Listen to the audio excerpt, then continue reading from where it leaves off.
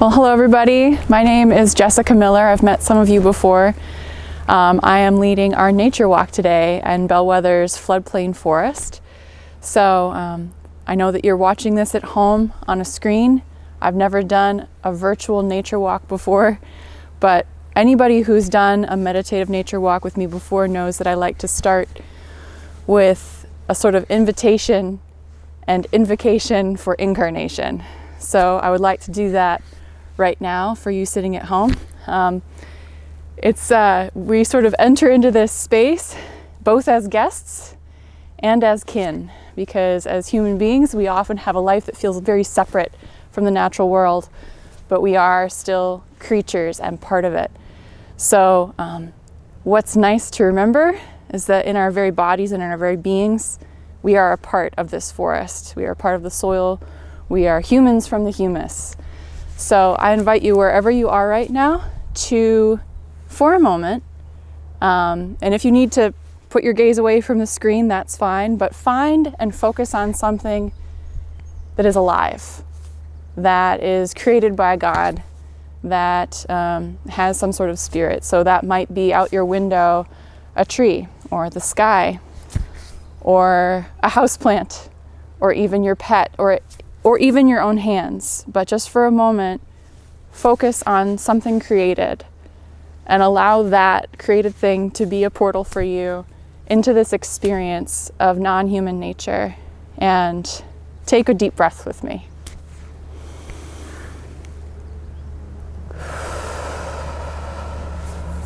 And as we breathe, we incarnate into our bodies, we incarnate into the created world. And remember and invite the divine spirit to be a part of this experience. Just as we are created of the soil, all of these things around us are created of the soil and our kin and have a lot to teach us. I also want to acknowledge the presence of those who came before us on this land, both the Catch family who lived on this property, as well as others who have lived before them, the Shawnee, the Potawatomi tribes, the Ottawa, and many, many others who subsisted with this land as First Peoples, and the ones before them whose names have been sadly forgotten. So we acknowledge them, we give thanks, and we look forward to meeting the life around us. All right, let's go. So as we walk down this path, we are entering what is called a floodplain forest. And you might be able to see on your screen, there's a lot of different types of trees around us. Floodplain forests tend to be really rich, biodiverse environments. They're so rich because of the energy that the river is providing, both as it seasonally floods and recedes, it leaves behind nutrients that it's carried downstream. Also, different types of seeds and things like that are left on the banks. So we tend to get a lot of diversity in floodplain forests. We're on the lower terrace now, and around us we have a variety of ages of trees and types of plants.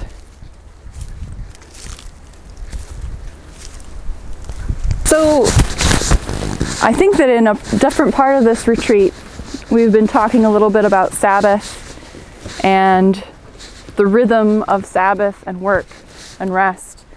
So, I mean, one thing I really appreciate about being in the forest is this different rhythm that we enter into. And especially this time of year, which is it's the end of the first week of May, every single day is different because we're moving into the rhythm of new life and springing into the living world. So there is just new changes every day. So this is the first time this season I've been in this forest, and it is just popping with activity. So what I'm going to do, I'm going to actually pick, I don't advise doing this, but I'm just going to pick one so that you can see. These are pretty abundant in this floodplain. So this is a bluebell, Virginia bluebell. I just want to give you a good look at that. Yeah, these round loby leaves. This is, I believe, technically a spring ephemeral wildflower. Ephemeral meaning very short-lived, blooms for a little while and then is gone. And talk about rhythms. That's such a really precious rhythm in our northern deciduous forests, where in the springtime, flowers like this, they'll come into being, they'll bloom, and they'll die very quickly. It's not like the summer wildflowers or the fall wildflowers we have. That rhythm's super important because this new emergence time is a time of great vulnerability for a lot of creatures. For example, I don't know if you've observed this, but if you take a walk in the woods around this time of year, you might see big fat bumblebees sort of buzzing really low to the ground. They're one of the first to wake up. And they need these flowers to feed because they wake up, they're hungry. They're only females in the spring because all the rest of the workers have died. Those females have the eggs of the entire colony. When they wake up, they need to find enough food. They can find another place to start a new hive. So when you see them, they're carrying their entire people in them and they need food. So the flowers that bloom very quickly and very seasonally, they're perfectly timed to provide food for those pollinators. So it's just like a really precious, beautiful rhythm and a reminder of how important it is, sort of a spiritual sense, to move with the rhythms around us, that there's a lot of pieces that fit in. Another thing I wanted to point out, and another rhythmic thing, we're by the Vermillion River right here, the Olamithepi, which is its native name, which means Paint Creek. There's a lot of red clay, so Paint Creek. But this is about the time of year where the steelhead are running, the trout. So, I forgot my fishing rod. Actually, I was going to do that. But anyway, these plants right here are called trout lilies. I have only the leaves. They have a lovely yellow flower, but these are the leaves. You can kind of see that mottled silvery appearance. They're called trout lilies. Some people think because they're kind of mottled like fish scales. Another reason they might be called trout lilies is they appear when the trout run. So it's neat how there's actually some hidden clues in the names of things as to their phenology or when they arise. Yeah, so those are a couple things. I think that maybe in this shot you can also see some new maples, some May-apples, some Solomon seal.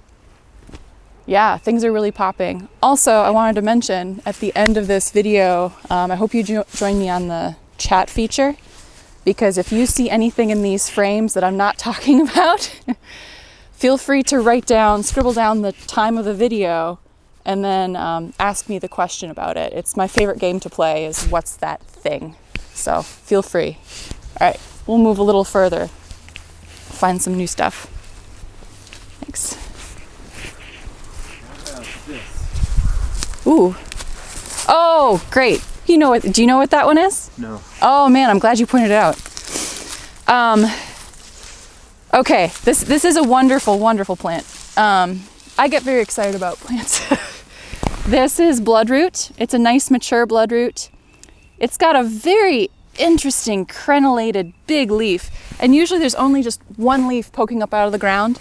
They're another one of those spring ephemeral wildflowers. They bloomed about 2 weeks ago. They only keep their flower for a week and then they die.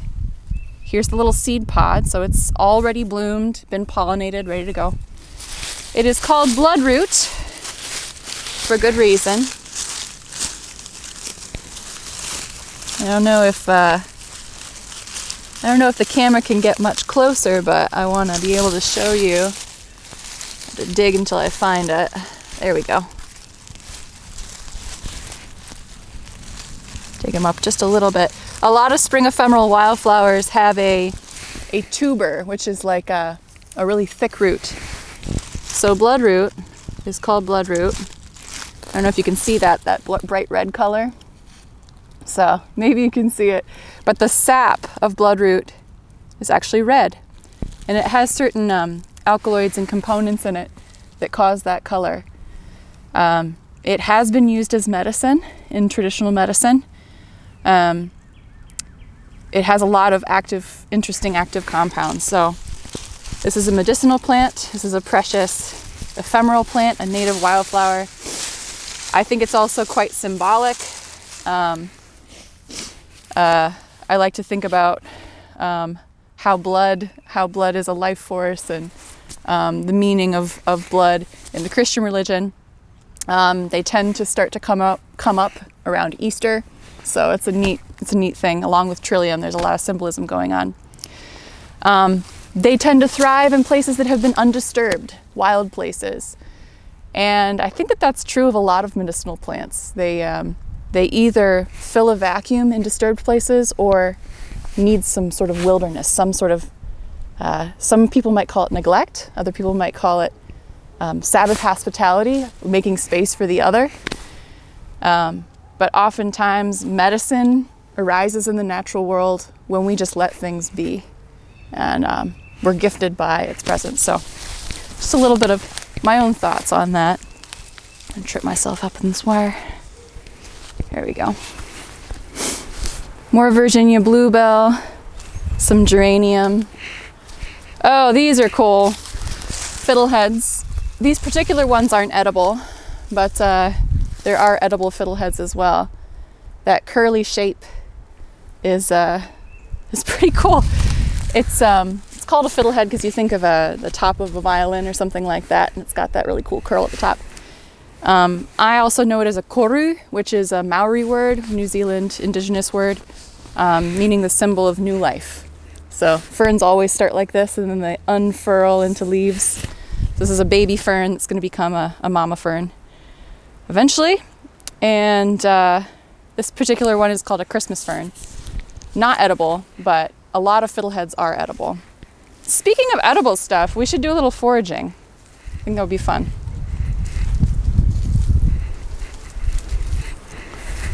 Ukohash. Oh, foraging. Perfect. Okay.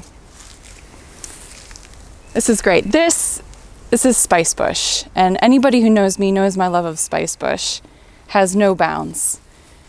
Pretty much every part of the plant has some sort of wonderful value to it, whether it be a tea, medicinal, or a culinary value.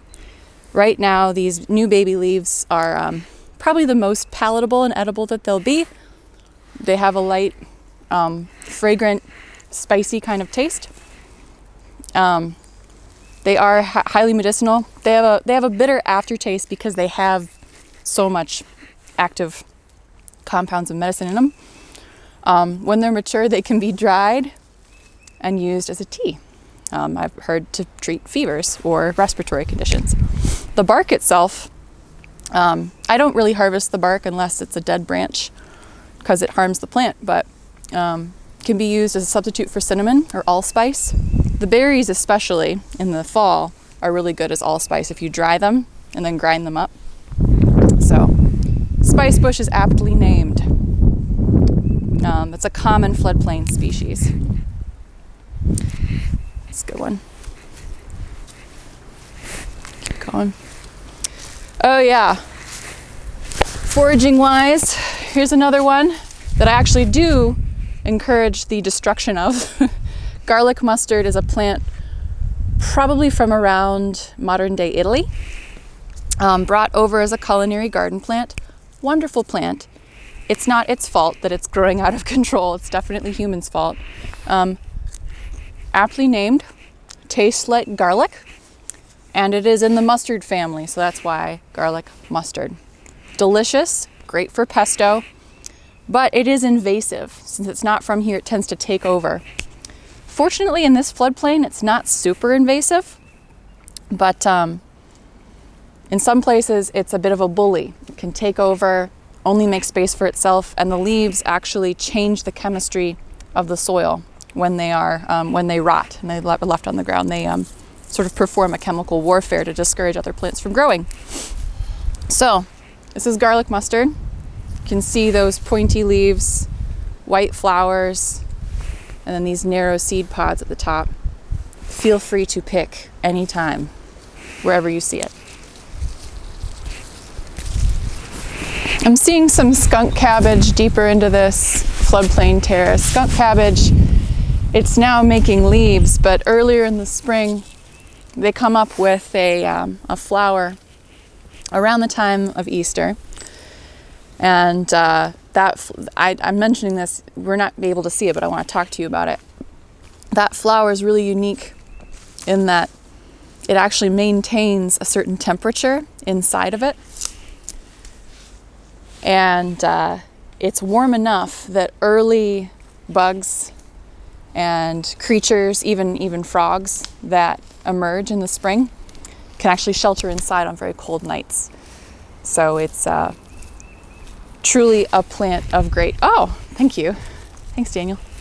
This is the more mature leaf that's happening right now, skunk cabbage. Oh my goodness. Yeah, so I wish this was something where you could smell this. It's called skunk cabbage because of that wonderful, funky, skunky smell. I have heard that some people could actually eat the young, some people have tried to eat the young leaves. I've never tried it. I don't advise it. Also, if it smells like that, I'm not sure about that. Anyway, this is a really lovely, ecologically, it provides a lot of good things for the ecosystem, for other creatures. Speaking of ecosystem services, we are surrounded by a lot of oaks right now. You can see this guy right here is a young oak, beautiful young red oak. Oaks are a favorite tree of mine. They're a native, and they host so many different species of animals. After the death of the American chestnuts, which were a major tree in our forest, the oaks have really filled that niche as a tree that's able to provide a lot of food and shelter for animals. About the time of year that we're starting to think about bees and pollinators and things like that, oaks, people don't think of oaks as a pollinator plant, but they are a big time pollinator plant. You think of, for example, something like a Norway maple, which a lot of you have in your neighborhoods probably, versus an oak. A Norway maple might host 5 to 10 different species of butterfly and moth. An oak hosts up to 500 different species. They are a champion cornerstone of pollinator communities. So, yeah. All right, we'll keep walking a little bit. Do a quick foraging alert. This is a good one. I know that Farmer Kyle, this is one of Farmer Kyle's favorites. I'll pick just one because this is something to mention too. Some folks see these at farmers markets and then they see them in a park and say, oh my gosh, that's the same thing. And they pick the whole bunch. I always encourage people, when you forage something, it's very exciting. You might want to take as much as you find, but it's a good idea, especially if you're taking the whole plant, to leave 80 to 90% of the population. That's very true for ramps. You never want to harvest the whole thing because you're actually picking out the actual root of the plant. I don't know if I'm going to be able to get this, right, out of the ground. So I've just harvested the entire plant, which means that it's not going to grow back. So it is a sacrifice. So I thank the earth for it and leave the rest. But this is a wild onion. Delicious. Very, very strong. So I'm not gonna try it right now because I don't want onion breath for the rest of the day. They're in the allium family. So the onions that you buy at the supermarket, the farmer's market, it's the same family. They pack a punch. So I mean, this is all you would need for an entire soup or stir fry. So if I was to harvest this patch in the 10% rule, I probably would get a nice little bunch of these guys. A little hot tip for you: they're really good dried, and they keep their flavor really well. So good for anything that you might want onion for. Ramps or wild leek are their name. All right.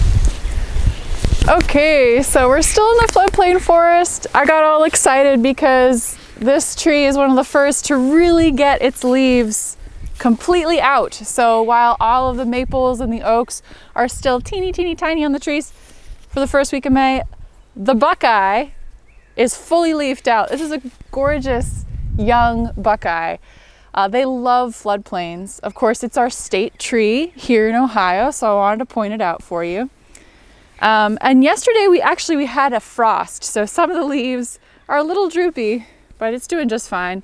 It's got this wonderful compound leaf, 5 little leaflets, and it's even got its flowers at this point in the season.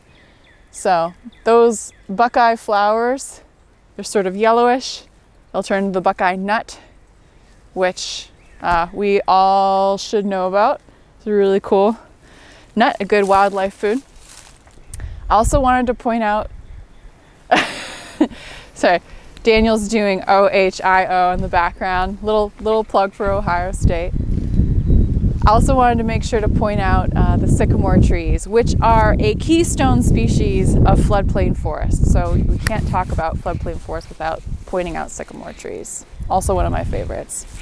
So Nathaniel's gonna pan over here and I'll try to point them out. There's a grove of like 3 or so growing in the same area, and down low, they're this rustic kind of crinkly brownish bark. But as you look up, and hopefully the sun isn't too bright to see it, but they kind of fade out into a paler color. And actually there might be a better view if we can keep turning. There might be a better view over here of these ones that aren't in the sun. They're all over in the floodplain. And these will be very familiar to anybody who has London plane trees in their neighborhood. The big characteristic of them is that their bark starts to flake off and become pale towards the top. And as you go all the way up into the sky, it's almost white colored. When you are a distance away and looking down into a river valley, these trees almost look like they're almost painted into the landscape. They're like bright white. So they are a sign and a symbol that there is water nearby. They're a water-loving plant, and their seeds are sort of fluffy, and they are transferred by water, which is why they like to populate in floodplain environments. So that is the mighty American sycamore. Beautiful, fast-growing tree with white camouflage bark. All right, so I've ventured off trail to take a look at these couple things. We will continue back on the trail. All right, I wanted to stop us briefly by the Vermillion River, the Olamethepie. This is one of the major rivers in northern Ohio. It's flowing all the way to Vermillion, the city of Vermillion, and into Lake Erie. So I wanted to stop right now. We've already covered the element of wind when we talked about the breath and started with the breath. So, and a little bit of earth as we've been interacting with plants around us. So thought it was appropriate that we take a moment to acknowledge water. Also as a really formative presence in our spirituality of our faith and many faiths. And formative on the land. So as we are together in this incarnational space on this nature hike, the water is a really important symbol for us, remembering that our bodies are mostly made up of water, that our environments are determined by water.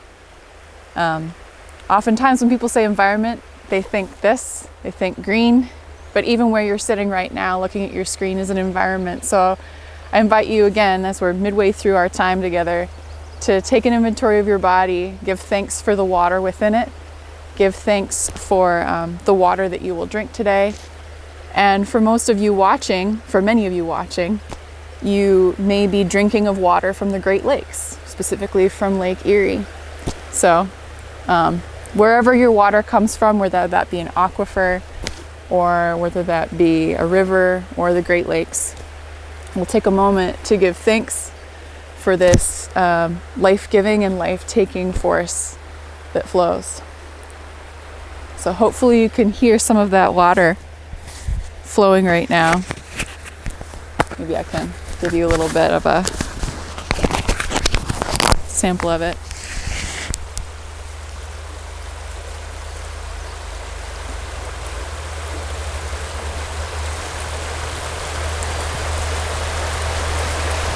One thing I really love about Ohio's rivers is that they so determine the landscapes that we know and love. Along with the glaciers, they basically give us any and all of the hills that we have, the precious hills and valleys that we have that create variation in our landscape. Wherever we have a river, we usually have a valley. Because the water has been shaping this landscape for eons. They also just tend to carry some really interesting things. So although we don't have time or means today, if you ever come out to Bellwether, I encourage you to spend some time with the river and in the river, turning over stones, looking at it. There are some really incredible fossils that are carried in the bottom of the river. And really neat glacial erratics, which are rocks that were left here from the glaciers that were carried, I think mostly from modern day Canada. But we know that they are from the glaciers because they're metamorphic rocks. Metamorphic rocks are formed by heat and pressure. We don't have a lot of heat and pressure in Ohio. No volcanoes, no hot spots, anything like that. So glacial erratics, I'll try to point one out later on the hike. They are a really cool reminder of the larger rhythms, the bigger rhythms of the earth that have happened before we were on this landscape. All right, we'll continue our hike. All right, I wanted to stop at this point because it's just such a beautiful, really, really rich area of Virginia bluebells, which I already pointed out earlier. And there's even some wild phlox growing here. We don't have a lot of native phlox, but this is Sweet William, which is a type of native phlox. Just a little while ago, I heard an oriole singing in the trees, which is amazing. All the birds are coming back. This first week of May is traditionally the time when a lot of different species of warblers come back. So we're occasionally hearing a few. Hopefully they show up in the video. But anyway, just wanted to give you a taste of what the floodplain looks like on this lower level. We're starting to move up into the second terrace of the floodplain. The lower one is what floods seasonally and gets inundated. As we go up a terrace, this is a little less flooded, so the plant communities change and have some different dynamics to them. And the understory here is all spicebush. So I'll be collecting some of this spicebush for tea. And also, I forgot to mention this, it's a good plant for incense as well. It has a very pleasant aroma when it's dried and burned. So again, this is a little pitch. If you want to join me in the chat after this video, I will. I'll invite you to, if you would like to, share your email address with me, and I'll be emailing anybody who wants to get addresses to actually send some bundles of what I've foraged today, either for tea or for incense. So just a little pitch for that. So thanks. All right, so we've walked a little further up the trail onto the lower part of the Hog's Back Ridge. So we're out of the floodplain now, we're in the upland forest, and we're seeing some different things, different types of species of trees, different animals.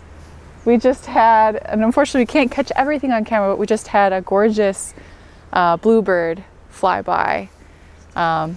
If you've never seen a bluebird in person, go ahead and look one up on the internet. Eastern bluebirds are beautiful, iridescent blue on their backs, have a white patch on their stomach, and sort of a tawny red breast. This is a little plug too.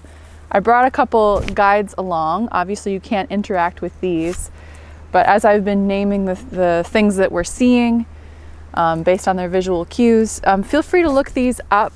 These are all different types of guides that are published by the Ohio Department of Natural Resources. So I only have 3 here, one for spring wildflowers, one for bees, and one for mammals. But there's one for basically every created thing that they've published, and recently they did a really excellent one on trees. So these are all free and available online on ODNR's website. So I'll try to provide a link for that attached to this video or in the chat. But the one that they have on birds also includes descriptions of bird calls and even a CD, which you can order. So eastern bluebirds are a really pleasant bird that like edge habitats. So it's neat to see them in the forest right now. But they're super active. They're taking advantage of the sunlight. They're one of the ones that's actually with us all year round. But in the spring, they get all dressed up. So they've molted and they have a fresh coat of blue feathers.